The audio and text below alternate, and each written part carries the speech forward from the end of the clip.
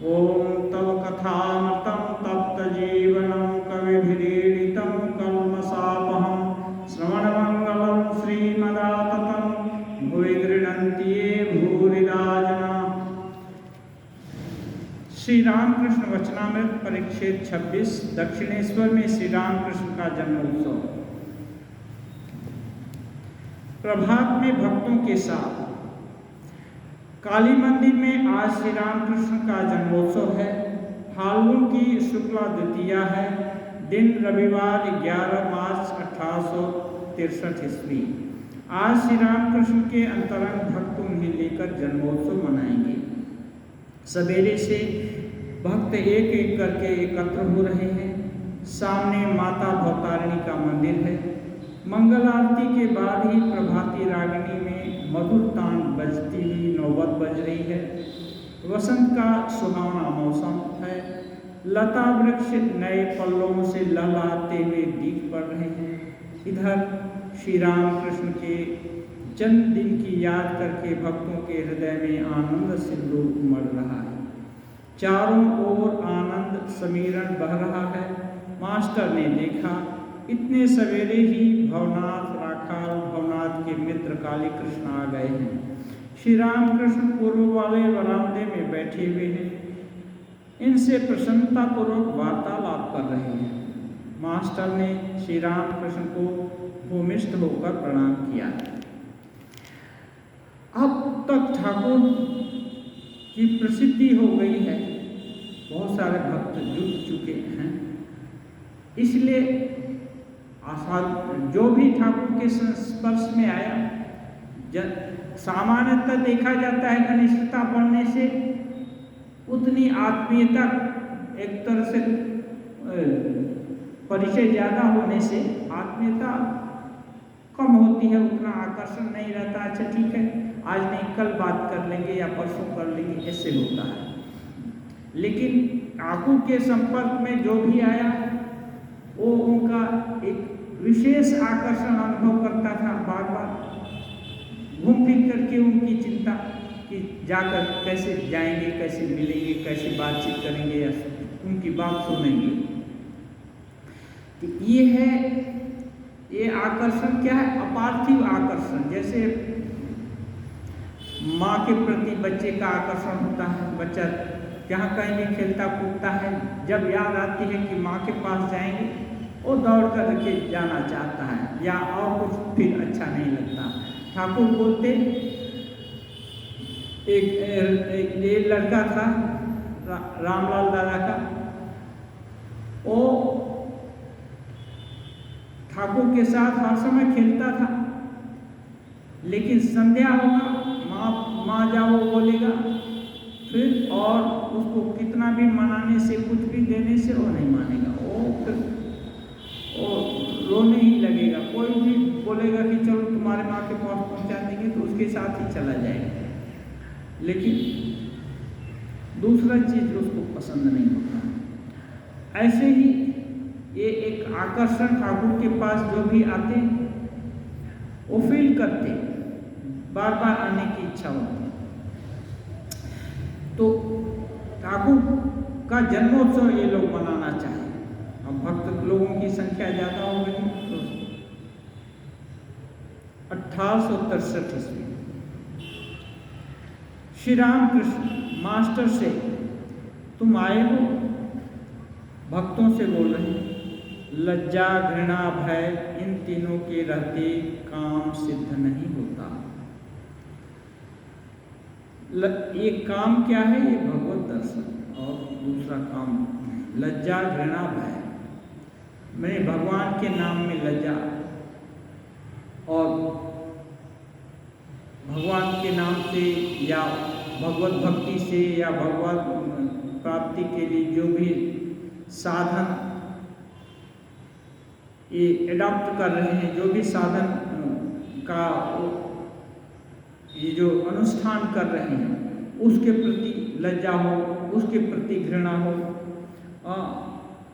और भय हो कि लोग क्या कहेंगे। हाँ, कि कोई बोलता है ठाकुर के साथ कुछ लोग जाते हैं थे तो लड़के लोग और दूसरे लोग देखो परमहंस की फौज जा रहे हैं, खिल्ली भी उड़ाते हैं। तो ये सब का भय रहेगा तो भगवान की तरफ दिल खोल कर आगे नहीं बढ़े, आगे नहीं बढ़े। जब तक दिल खोल करके आगे नहीं हुआ तो वहाँ तो और कुछ नहीं है। दिल खुल गया तो भगवान का अनुसंधान एक ये हो सकता है, उसके आगे तो नहीं। तो ठाकुर बोलते हैं लज्जा घृणा भय इन तीनों के रहते काम सिद्ध नहीं होता। आज कितना आनंद होगा, परंतु जो लोग भगवान नाम में मस्त होकर नृत्य गीत न कर सकेंगे उनका कुछ न होगा। ठाकुर चाहते कि भगवान का नाम हो तो सब लोग नृत्य गीत आनंद मनाएं, भगवान के नाम में आनंद मनाएं।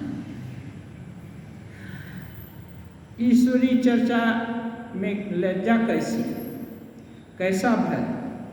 अच्छा अब तुम लोग गाओ, गाने के लिए कहती है, गाना नाचना बजाना सब कुछ भगवान के नाम में आनंद उत्सव मनाना, इसमें लज्जा ठाकुर बोलते हैं इसमें लज्जा नहीं होनी चाहिए। उन्मुक्तता। भवनाथ और काली कृष्ण गा रहे हैं। गीत का आशय इस प्रकार है, हे आनंद घन आज का दिन धन्य है, हम सब तुम्हारे सत्य धर्म का भारत में प्रचार करेंगे। हम सब तुम्हारे सत्य धर्म का भारत में प्रचार करेंगे। हर एक हृदय में तुम ही विराजित हो, चारों ओर तुम्हारे ही पवित्र नाम की ध्वनि गूंजती है। भक्त समाज तुम्हारी स्तुति करते हैं। हे प्रभु हमें धन जन मान न चाहिए, दूसरी कामना भी नहीं है। विकल जन तुम्हारी प्रार्थना कर रहे हैं। हे प्रभु तुम्हारे चरणों में शरण ही है, तो फिर विपत्ति में भय क्यों, मृत्यु में भय क्यों। मुझे तो अमृत मिल गया है, तुम्हारी जय हो।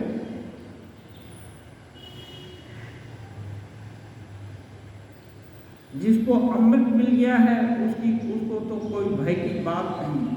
और कुछ लोग ऐसे हैं जो अमृत मिलने से केवल खुद खा करके चुप नहीं हो जाते, बांटना भी चाहते हैं और दूसरे को भी आनंद मनाएं। तो ये इसलिए बोलते हैं हम सत्य धर्म का भारत में प्रचार करेंगे, पूरा देश में प्रचार करेंगे। हर एक के हृदय में तुम ही विराजमान हो, चारों ओर तुम्हारे ही पवित्र नाम की ध्वनि गूंजती है। भगवान का नाम का चारों ओर ध्वनि गूंजता है, मीन्स प्रशंसा करते हैं। जो भी राम बोलिए कृष्ण बोलिए ऋषि लोग जो हुए हैं उनकी कीर्ति आज भी जिंदा है। ये यक्ष महाभारत में आता है, यक्ष प्रश्न करता है इनसे युधिष्ठिर से कि मनुष्य कब तक जिंदा रहता है। तो वो बोलते हैं दिवंग स्पृशति भूमि च शब्द पुण्येन कर्मणा यावत् स शब्दो भवति तावत् पुरुषोच्यते। दिवंग माने स्वर्ग लोक और पृथ्वी माने पृथ्वी अपनी धरती। शब्द पुण्येन कर्मणा, ये जो जिसके पुण्य कर्म का शब्द गुणावली कि ये राजा हरिश्चंद्र जैसे हैं, सत्यवादी राजा हरिश्चंद्र आज भी बोलते हैं क्या तुम सत्यवादी राजा हरिश्चंद्र हो गए, माने उनका ही मिसाल दिया जाता है। सत्य के लिए हर कुछ कुर्बान कर दिए। राजा दशरथ का प्राण चला गया, रघुकुल रीति सदा चली आई, प्राण जाए पर वचन न जाए, माने प्राण भले चला जाए लेकिन वचन नहीं जाएगा। दशरथ जी राम जी को मना नहीं की, बुलाकर बोले नहीं कि चले जाओ, वो ये कैकेयी माता जी बोल दी दशरथ जी के सामने उनको इतनी शक्ति नहीं हुई, लेकिन दशरथ जी मना नहीं किए कि नहीं मत जाओ। क्यों? इससे तो उनकी सत्य की हानि होती। इसलिए सत्य स्वरूप ये भगवान हैं, उनकी जय जयकार। तो ये जब तक एक जय ध्वनि या ये गुणगान चलता रहेगा तब तक वो पुरुष जिंदा है। तो यही बोल रहे हैं भगवान तो अनादि अनंत हैं। तो इसलिए हमारे देश में भगवान का ही गुणावली का कीर्तन होता है सबसे ज़्यादा। कोई भी नेता या कोई भी प्रधानमंत्री या और कुछ हो, ये सब सामयिक थोड़े समय के लिए कोई आनंद इसके लिए भी मनाते हैं, जो जीत गया वो मनाता है आनंद, लेकिन ये लगातार शाश्वत नहीं है। इस अपने देश में भगवान को लेकर ही उनकी जय ध्वनि अधिकांश समय होती है। हाथ जोड़कर बैठे हुए मन लगाकर श्री रामकृष्ण गाना सुन रहे हैं। गाना सुनते सुनते आपका मन सीधे भाव राज्य में पहुंच गया। श्री रामकृष्ण का मन सूखी दिया सलाई है, एक बार घिसने से उद्दीपन होता है। प्राकृतिक मनुष्यों का मन मानो भीगी दिया सलाई है, कितनी ही घसो जलती ही नहीं, क्योंकि वह विषयासक्त है। ये मास्टर महाशय कल्पना कर रहे हैं। श्री रामकृष्ण बड़ी देर तक ध्यान में लगे हुए हैं। कुछ देर बाद काली कृष्ण भवनाथ से कुछ कह रहे हैं। काली कृष्ण श्री रामकृष्ण को प्रणाम करके उठे। श्री रामकृष्ण ने विस्मित होकर पूछा, कहाँ जाओगे? भवनाथ, कुछ काम है इसीलिए जा रहे हैं। श्री रामकृष्ण, क्या काम है? भवनाथ, श्रमजीवियों के शिक्षालय में जा रहे हैं। श्री रामकृष्ण बोल रहे हैं, भाग्य में नहीं है। आज हरि नाम कीर्तन में कितना आनंद होता है, देखा नहीं? उसके भाग्य में नहीं था। भाग्य में होने से तो ऐसा उत्सव होगा ना, सब लोग, बहुत सारे भक्त लोग इकट्ठा हो रहे हैं और होंगे तो एकदम उल्लास रहेगा। इसीलिए आज भी घर में पूजा करना तो ठीक ही है, लेकिन जब तिथि पूजा होती है, ऐसा उत्सव होता है, तो घर की पूजा जैसे तैसे निपटा करके पूजा में भाग लेना चाहिए। ठाकुर बोलते हैं, जहाँ की बहुत मस्तक रहेगा, बहुत लोग, वहाँ ईश्वर की उद्दीपना होती है और एक दूसरे को उद्दीपित करते हैं। ऐसा नहीं है कि भीड़ से जो दूसरा आएगा उसी का उद्दीपना होगा, परस्पर उद्दीपन होगा। इसलिए बोलते हैं आज कितना आनंद आएगा, इसके भाग्य में नहीं है। सन्यासियों के कठिन नियम। दिन के 8 बजे या 9 बजे होंगे। श्री रामकृष्ण ने आज गंगा जल में स्नान नहीं किया। शरीर कुछ अस्वस्थ है। घड़ा भर कर पानी बरामदे में लाया गया। भक्त उनको स्नान करा रहे हैं। नहाते हुए श्री रामकृष्ण ने कहा, एक लोटा पानी अलग रख दो। अंत में वही पानी सिर पर डाला गया। आज आप बड़े सावधान हैं, एक लोटे से ज्यादा पानी सिर पर नहीं डाला। स्नान के बाद मधुर कंठ से भगवान का नाम ले रहे हैं। धोया हुआ कपड़ा पहने 1-2 भक्तों के साथ आंगन से होते हुए काली माता के मंदिर की ओर जा रहे हैं। मुख से लगातार नाम उच्चारण कर रहे हैं। चितवन बाहर की ओर नहीं है। अंडे को सेते समय चिड़िया की दृष्टि जिस प्रकार होती है, उसी के सदृश हो रही है। योगी की दृष्टि हर समय इष्ट में लगी रहती है। जा रहे हैं ठाकुर काली मंदिर में, लेकिन बाकी सब चीज दिख नहीं रही है। मानो आँख थोड़ा खुला हुआ है, लेकिन दृष्टि अंदर है।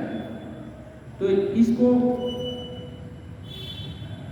ठाकुर एक बार बोले थे, मास्टर ला सकता ऐसी चिड़िया जो अंडा के ऊपर बैठी है, ऐसी चिड़िया का पिक्चर जो अंडा के ऊपर बैठी है, आँख थोड़ी खुली हुई है लेकिन देख नहीं रही है सामने, मन पूरा अंधे पर लगा हुआ है।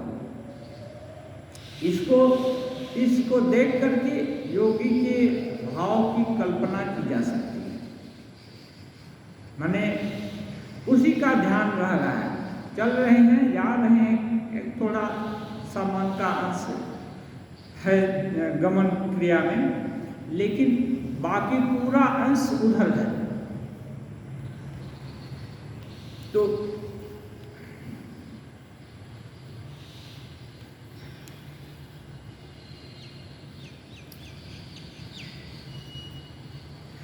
श्री रामकृष्ण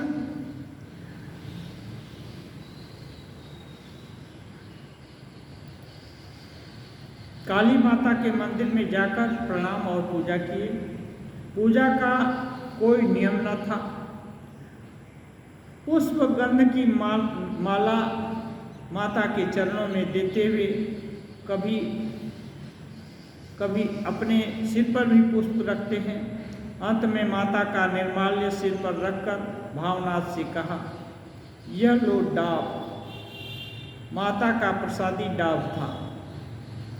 फिर आंगन से होते हुए अपने कमरे की तरफ जा रहे हैं। साथ में भवनाथ और मास्टर हैं। भवनाथ के हाथ में डाब है। रास्ते की दाहिनी ओर श्री राधा कांत जी का मंदिर है, जिसे श्री रामकृष्ण विष्णु का घर कहते हैं। इन युगल मूर्तियों को देखकर आपने भूमिष्ठ होकर प्रणाम किया। बाईं ओर बारस शिव मंदिर थे।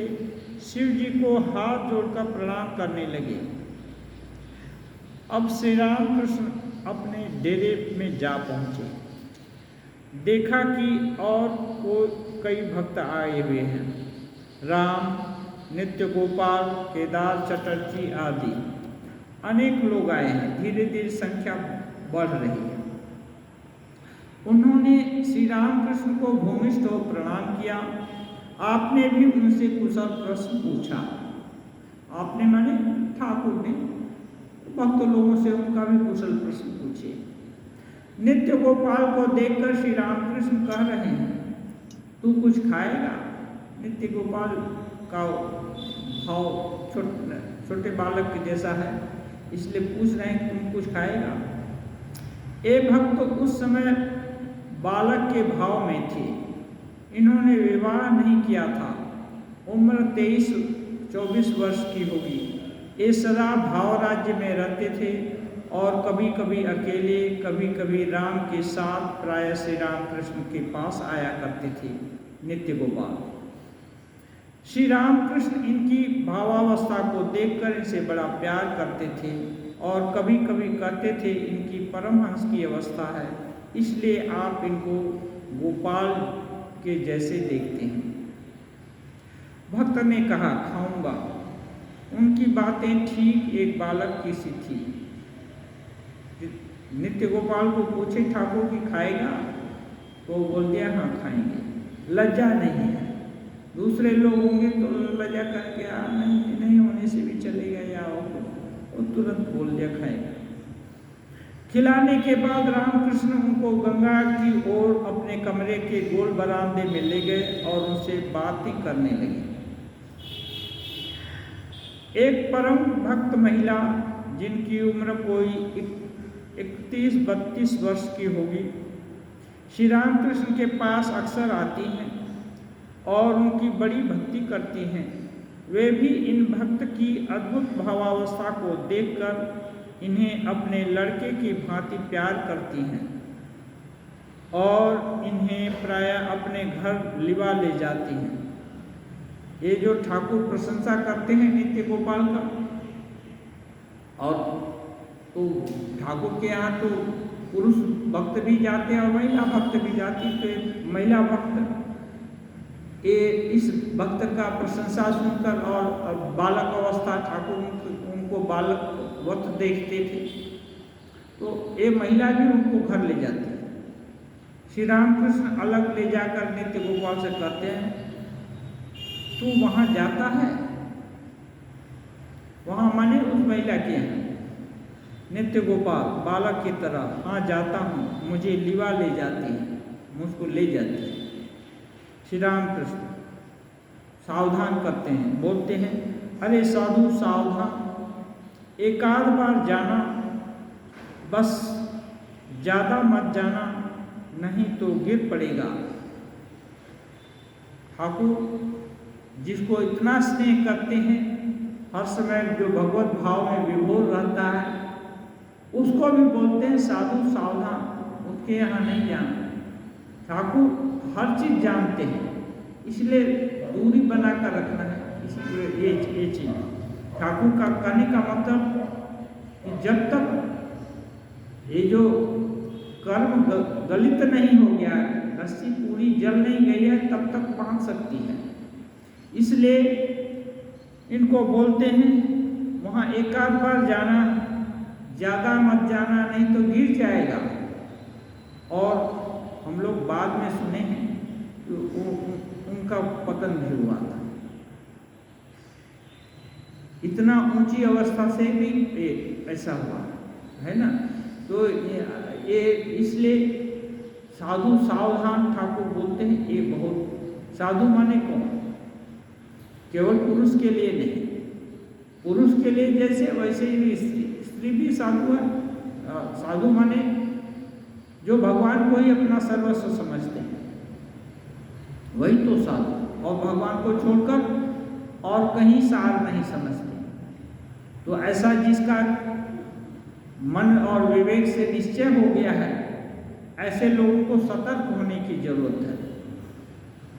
थोड़ी माने एकदम सतर्कता। इसीलिए बोलते हैं, कठोपनिषद में है, क्षुरस्य धारा निशिता दुरत्या दुर्गम पथस्तत् कवयो वदन्ति।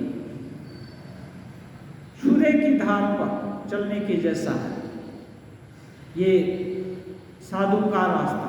जो साधु होना चाहता है, माने अपोजिट सेक्स, ऐसे अलग रहेगा, दूर रहेगा, कोशिश करेगा हर समय। वो ओवर कॉन्फिडेंस जो है ना, एकदम ये हो गया, नहीं हम तो विकारहीन है, ऐसा किसी को नहीं समझना चाहिए। यही एक भागवत में है, मात्रा स्वस्रा दुहित्रा वा न अविवेकता सुनो भवे बलवान इंद्रिय ग्रामो विद्वांसम अपि कर सकी। मात्रा माने माँ के साथ, स्वस्रा माने बहन के साथ, और दुहित्रा माने अपनी बेटी के साथ भी अविवेकतासन। अविवेकतासन माने एक ही खाट पर बैठी हैं, या एक ही बेंच पर बैठी हैं, एक ही आसन पर बैठी हैं, पास सट करते हैं, तो उसको अविवेकतासन भवे। विवेक माने दूर दूर, तो अविवेकतासन भवत। क्यों? बलवान इंद्रिय ग्राम, इंद्रिय ग्राम है ना, बलवान है।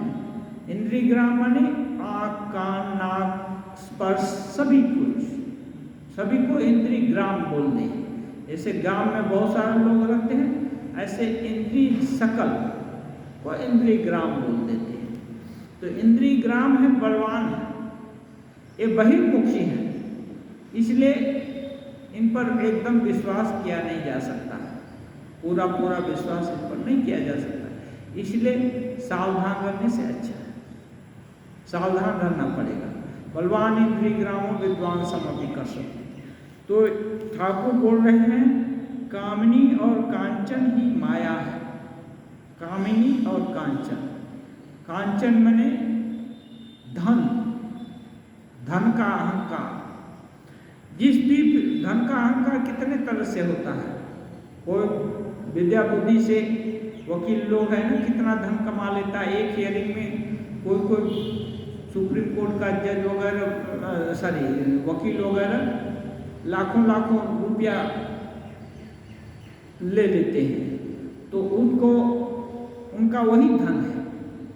तो इस धन का जब अभिमान हो जाएगा, तो बस धन खराब नहीं है। उपनिषद में है, अन्नम बहुपूर्वी, अन्न बहुत करना चाहिए, माने ज़्यादा से ज़्यादा धन उपार्जित करना चाहिए। लेकिन ये जहाँ ठाकुर बोलते हैं काम और कामिनी और कांचन, कामिनी माने केवल पुरुष के लिए स्त्री ही नहीं, पुरुष के लिए स्त्री और स्त्री के लिए पुरुष, दोनों ही समझना पड़ेगा। अंधकार के लिए जैसे प्रकाश है विपरीत, वैसे प्रकाश के लिए अंधकार में विपरीत है। तो ये धन का अहंकार हो गया, बस अब अटक गए। किसी चीज का भी अहंकार हो गया, आसक्ति हो गई, तो वहां से आगे नहीं बढ़ सकते। और जितना भी इस त्रिभुवन में आकर्षण है, सबका संक्षिप्तीकरण ठाकुर करते हैं काम और कांचन, कामिनी और कांचन, यही संक्षिप्त रूप है। संक्षिप्त में बोले तो सब लोग इसके लिए ही दौड़ रहा है। इसको यदि हटा दिया जाए, ये नहीं चाहिए किसी को, तो निर्लिप्त हो गया। साधु को स्त्रियों से बहुत दूर रहना चाहिए, वहां सब डूब जाते हैं, वहां ब्रह्मा विष्णु तक लोट-पोट हो जाते हैं। भक्त ने सब सुना, वो जो उसको नित्य गोपाल को बोलते हैं। हाँ, लेकिन बुद्धि यदि ठीक नहीं हो, ऐसा देव गुरु मिला, इनके उपदेश को भी जो अच्छा से नहीं ग्रहण करेगा, उसका तो अकल्याण होना ही सब निश्चित है ना। इसलिए ऐसे लोग मिल जाए तो सुन लिया तो और नहीं छोड़ना है। इसी को ठाकुर एक बार एक तरह से बोलते हैं, जैसे ये मोती बनाने वाली सीपी है ना, वो स्वाति नक्षत्र का बूंद के लिए सरफेस पर तैरती है। जैसे ही एक बूंद मिल गया, वो अतल गर्त में डूब जाती है और वहां जाकर मुक्ता तैयार करती है। ये आगे की मान्यता है। अभी कुछ आर्टिफिशियल तरीके से भी मोती बनाते हैं। तो कहने का मतलब, ये जब मालूम हो गया, गुरु का अच्छा सच्चा उपदेश जब दिल में जंच गया कि नहीं ये ठीक है, तो फिर उसमें डूब जाना पड़ेगा। ऐसा नहीं कि ये भी होगा वो भी होगा, कभी नहीं हो सकता। राम और काम एक साथ कभी नहीं होते। लेकिन ठाकुर बोलते हैं इसका मतलब घर संसार सब छोड़ देना पड़ेगा, ये नहीं। कई तरीके हैं, जिसका जितना ताकत है वो उस तरह की विद्या अपनाएगा, उस तरह का पढ़ाई पढ़ेगा। तो जो चाहता है एकदम अलग रह करके करेंगे, वो तो सन्यासी हो गया। हाँ, कुछ लोग हैं वानप्रस्थ, आगे का था ब्रह्मचर्य गृहस्थ वानप्रस्थ संन्यास, तो वानप्रस्थी हो गया। हाँ, अभी तो वो सब सिस्टम नहीं है। इसलिए जब घर संसार में या जहाँ रह रहा है, जो जिस परिस्थिति में जन्म हुआ है, तो क्या करना होगा? मन से हर चीज को जान लेना पड़ेगा कि नहीं, ये दोनों चीज एक साथ कभी नहीं रुकेगी। इसके लिए मन से प्रयास करना पड़ेगा। इसके लिए ठाकुर बहुत सारा उपाय बताए हैं, और ठाकुर उपनिषद, गीता, भागवत, यहाँ सब भी वही चीज बताया गया है। ठाकुर उसका अपने जीवन में अनुपालन किए हैं और सहज भाषा में बोलते हैं। तो ये ठाकुर उनको सतर्क कर दे रहे हैं कि साधु को स्त्रियों से बहुत दूर रहना चाहिए, माने कल्पना से भी। और वहाँ बोलते हैं वहाँ सब डूब जाते हैं, इसलिए दूरत्व तो बना कर रखना है। मास्टर स्वगत, मास्टर की शादी हुई है तो भाई साधक है, तो अब विचार करना पड़ेगा तो हमारा क्या होगा। इसलिए स्वगत माने अपने आप। क्या आश्चर्य की बात है, इन भक्त की परमहंस अवस्था है, मास्टर मास्टर, क्योंकि ठाकुर बोलते हैं इसकी परमहंस अवस्था है। हाँ, तो इसलिए ठाकुर का मास्टर मास्टर की परमहंस अवस्था है, ये ठाकुर नहीं बोले हैं। इसलिए मास्टर मास्टर चिंता कर रहे हैं, क्या आश्चर्य की बात, इन भक्त की परमहंस अवस्था है। यह तो आप स्वयं ही कहते हैं, आप माने ठाकुर स्वयं ही कहते हैं कि इसकी परमहंस की अवस्था है। इतनी उच्च अवस्था होते हुए भी इतने पतन की आशंका है। हाँ, ये आश्चर्यजनक बात नहीं है। साधारण लोगों के लिए क्या होगा? बोल रहे हैं साधुओं के लिए आपने क्या ही कठिन नियम बना दिए हैं। ये साधु के लिए नियम है। स्त्रियों के साथ अधिक मिलने जुलने से साधु का पतन होने की संभावना रहती है। यह उच्च आदर्श सामने न रहे तो भला जीवों का उद्धार कैसे हो? ये है, ठाकुर बोलते हैं मैं 16 आना करूंगा तो तुम लोग 1 आना करने का कोशिश करेगा।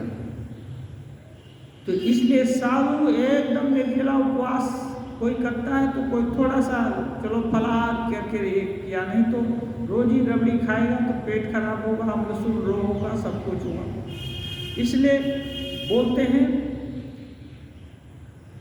यह उच्च आदर्श सामने न रहे तो भला जीवों का उद्धार कैसे होगा? तो सन्यासी उच्च आदर्श भी रखना पड़ेगा, कायम करना होगा।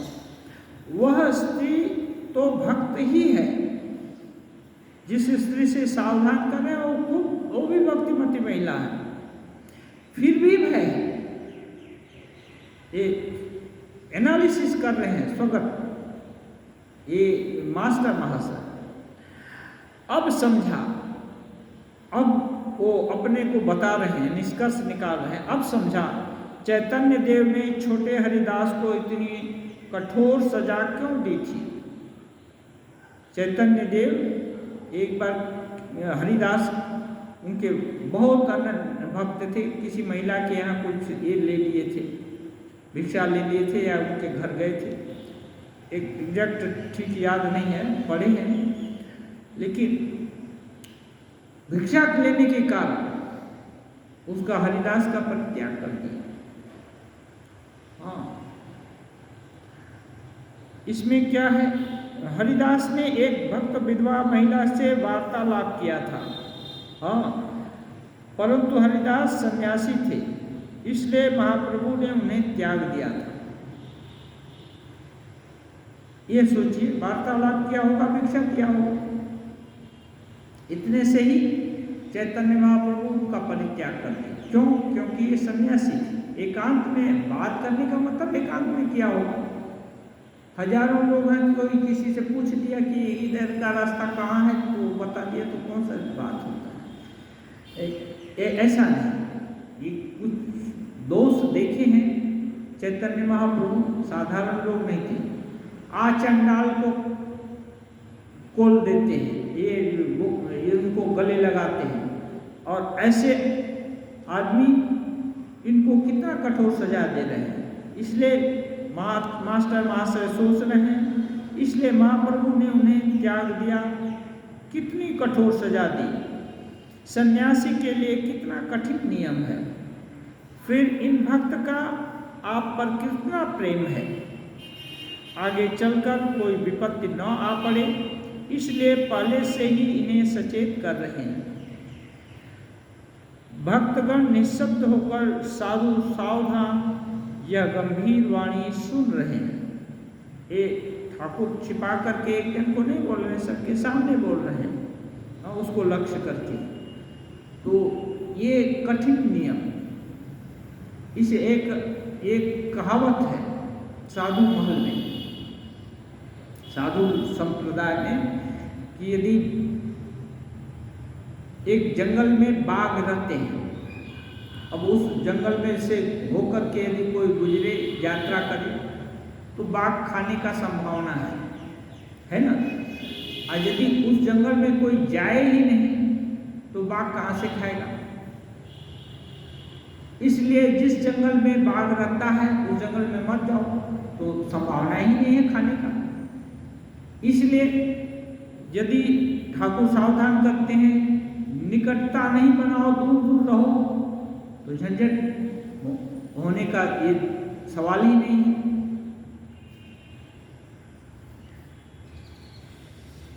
साकार निराकार श्री रामकृष्ण की राम नाम में समाधि।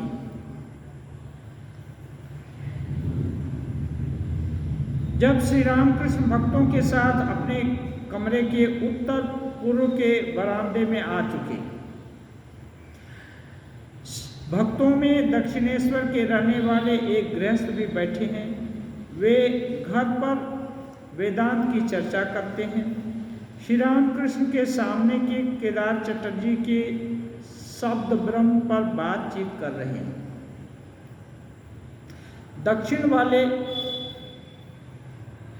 दक्षिणेश्वर वाले एक अनाहत शब्द सदैव अपने भीतर और बाहर हो रहा है। एक जन बोल रहे हैं कि यह अनाहत शब्द सदैव बाहर और भीतर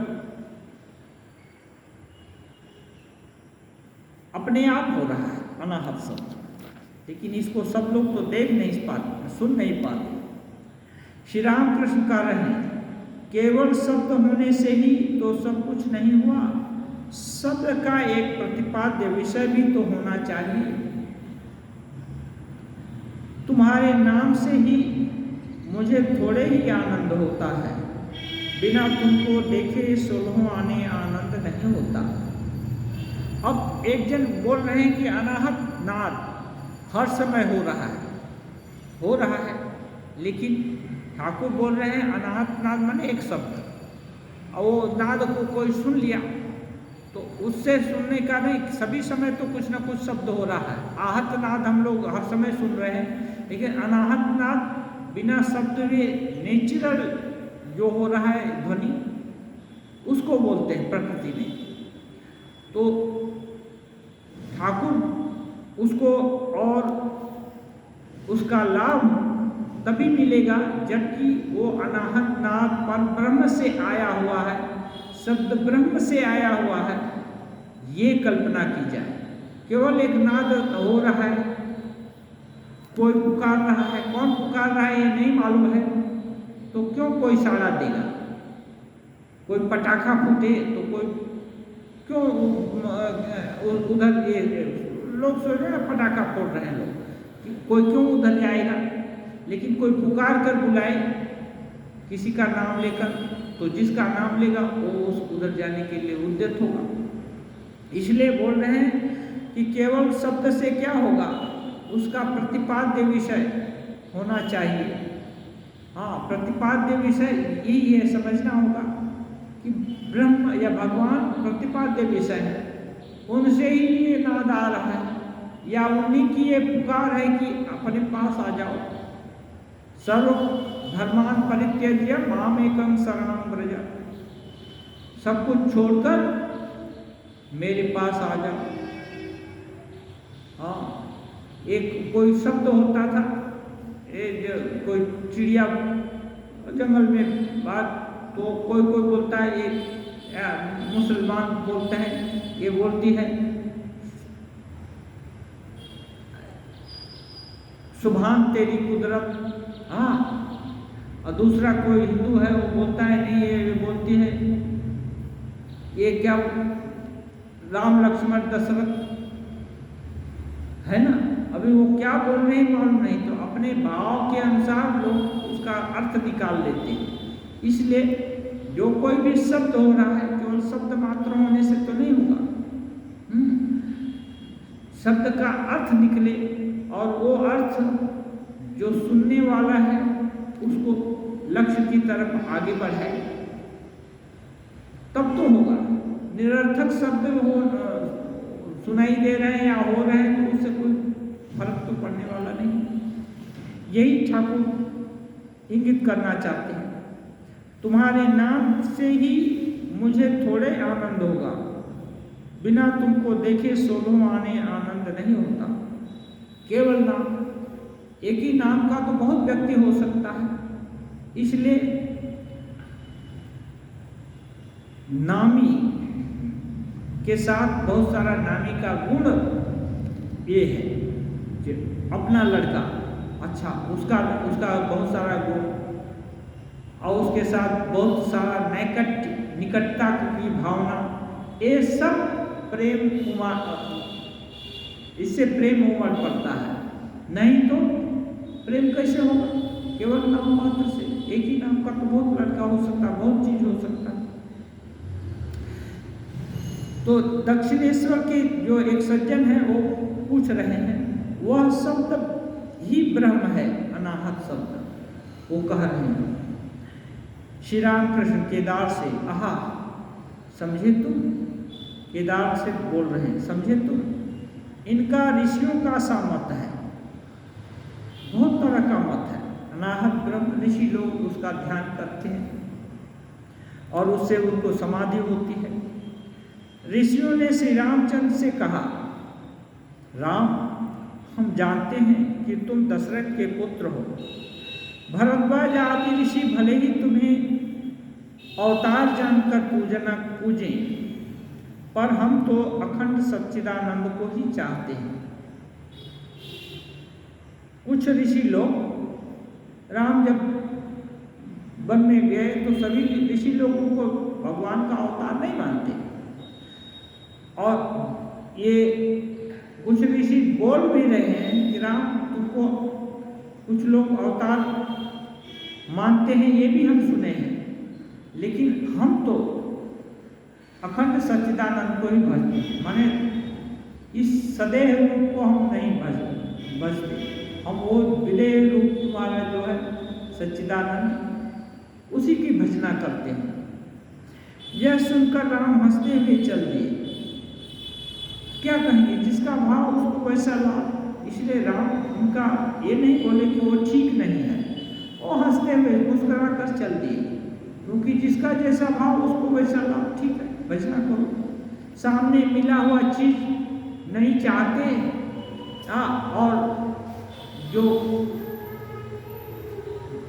बाद में मिलेगा उसको चाहते, तो क्या करना है, जिसकी जैसी आस्था है उसको तो उसी पर टिके रहना पड़ेगा, उसका भाव नष्ट नहीं करते। इसलिए राम जी हंसते हुए चल दिए।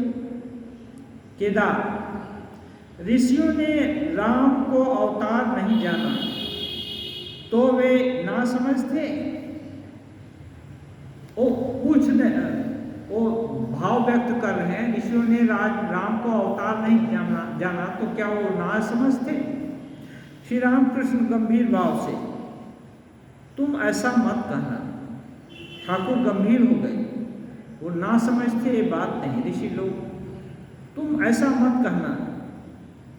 जिसकी जैसी रुचि और जिसके पेट में जो चीज पचे, इसलिए ऋषियों का भाव खराब है ऐसा बोलना ठीक नहीं, क्योंकि ऋषियों का भाव दूसरा है, शांत भाव है, तो उसको खराब कहना ठीक नहीं। इसलिए राम जी हंसकर चल दिए, और हम राम के चेला होना चाहते हैं, हम उसको खराब भाव बोलेंगे वो ठीक नहीं होता है। तो ठाकुर इस विषय में सावधान कर देते हैं, क्योंकि ये जो है मतांतर का झगड़ा यदि चलता रहे तो श्रेष्ठ चीज के भगवत वस्तु की तरफ नहीं जा सकते, आगे नहीं बढ़ सकते, छोटे कैलकुलेशन में ही, छोटे जोड़ घटाव में ही लगे रह जाएंगे, आगे का समय नहीं मिलेगा। इसलिए ठाकुर सावधान कर देते हैं, ये सब ठीक नहीं है। अंत में तो पता ही चल जाएगा कि सभी रास्ते से वहाँ जाया जाता है, तो फिर यहाँ ये रास्ता श्रेष्ठ है, ये रास्ता अपेक्षाकृत न्यून है, ये सब बोलने का जरूरत नहीं। जिसकी जो रुचि है निष्ठा के साथ अपने अपने रास्ते पर का अवलंबन करके आगे बढ़ेगा तो अवश्य ही सिद्धि प्राप्त होगी। ठाकुर कहते हैं ऋषि ज्ञानी थे, इसीलिए वे अखंड सच्चिदानंद को चाहते थे। पर भक्त अवतार को चाहते हैं भक्ति का स्वाद चखने के लिए। रुचि भेद है ना। ईश्वर के दर्शन से मन का अंधकार हट जाता है। पुराणों में लिखा है कि जब श्री रामचंद्र सभा में पधारे तब वहां मानो 100 सूर्यों का उदय हो गया। सभा में राम जी पधारे तो 100 सूर्यों का उदय हो गया। 100 सूर्य, एक सूर्य आ जाए तभी लोग जल करके भस्म हो जाएंगे। गीता में ये इसी को बोले हैं, दिवी सूर्य सहस्रस्य भवे युगपदुत्थिता यदि भा सदृशी सास्या भासस्तस्य महात्मना।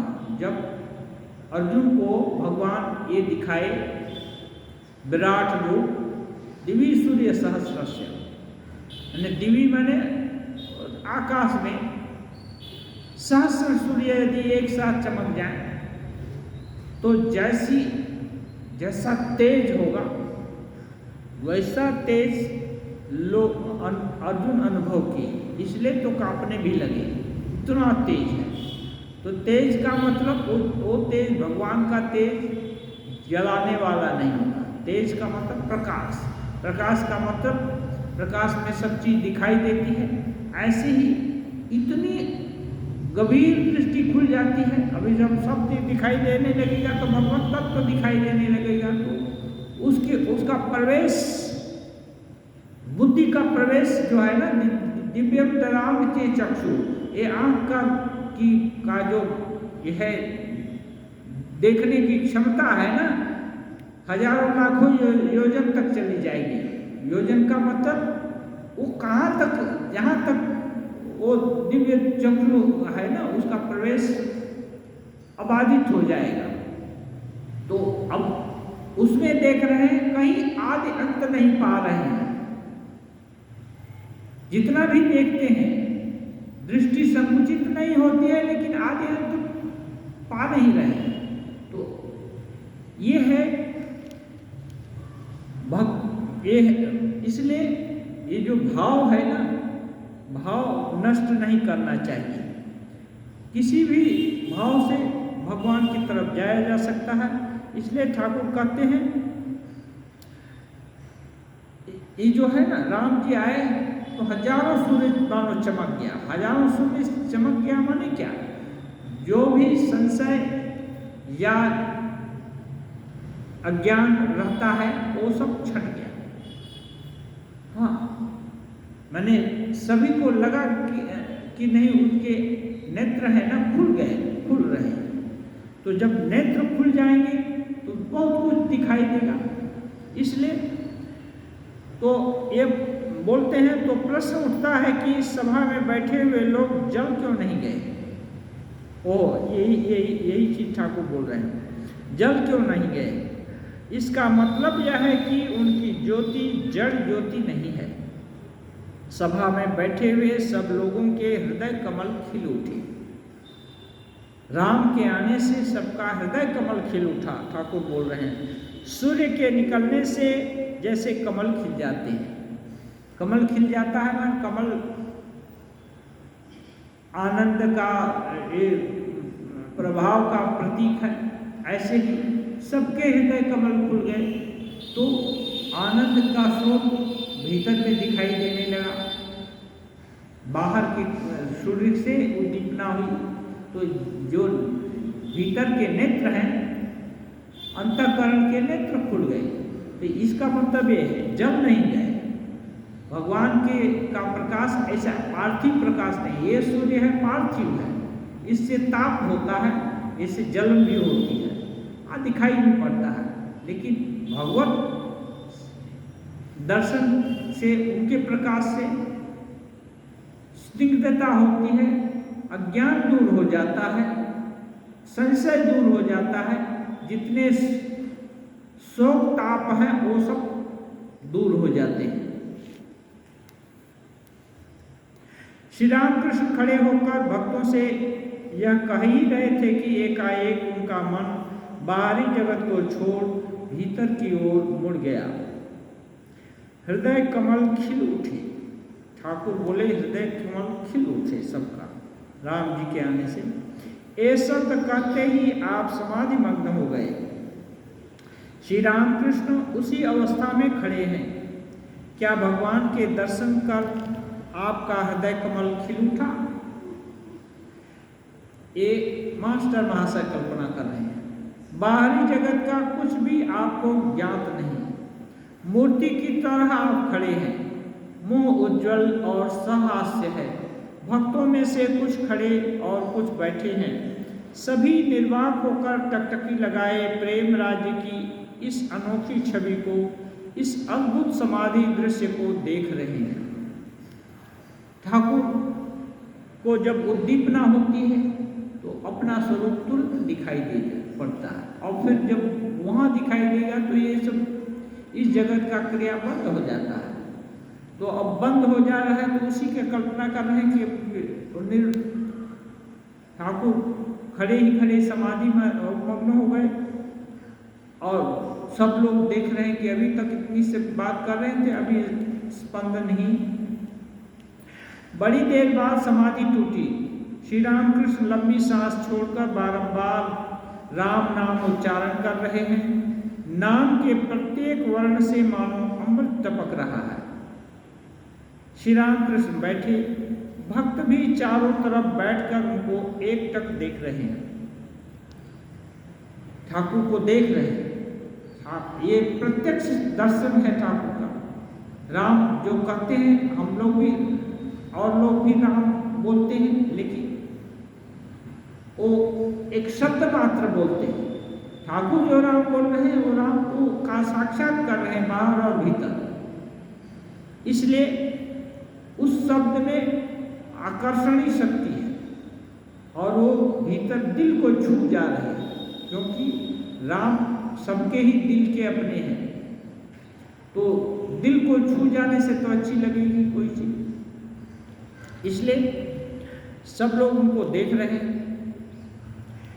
श्री रामकृष्ण भक्त लोग से कहते हैं, जब अवतार आते हैं तो साधारण लोग उनको नहीं जान सकते।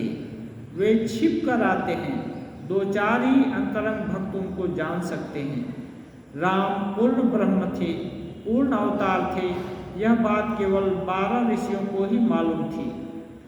अन्य ऋषियों ने कहा था, राम हम तुमको दशरथ का बेटा ही समझते हैं। इसलिए समझ में आ गया। मैंने फेस टू फेस ब्रह्म तत्व को देखना, भगवत तत्व को देखना। इसलिए रामचरितमानस में है, जाना तो तुम्हें ही हो जाए। हाँ, सोई जो जाने यही देहु जनाई, सोई जाने यही देहु जनाई। जिनको आप दिखा देते हैं वही आपको समझ पाता है, नहीं तो समझना मुश्किल है। और समझेगा कैसे? दृष्टि खुल गई तब। इसलिए कृष्ण बोलते हैं, दिव्यं ददामिते चक्षु, जो कि दिन रात अर्जुन के सखा ही हैं, अर्जुन के साथ ही हैं, फिर भी बोल रहे हैं तुम इस चीज को समझ नहीं सकते। ये जो भगवत स्वरूप है ना, उसको देख नहीं सकते, इस चक्षु से नहीं देख सकते, दिव्य चक्षु से दे। इसलिए दिव्य चक्षु मैं तुमको देता हूँ और देखो।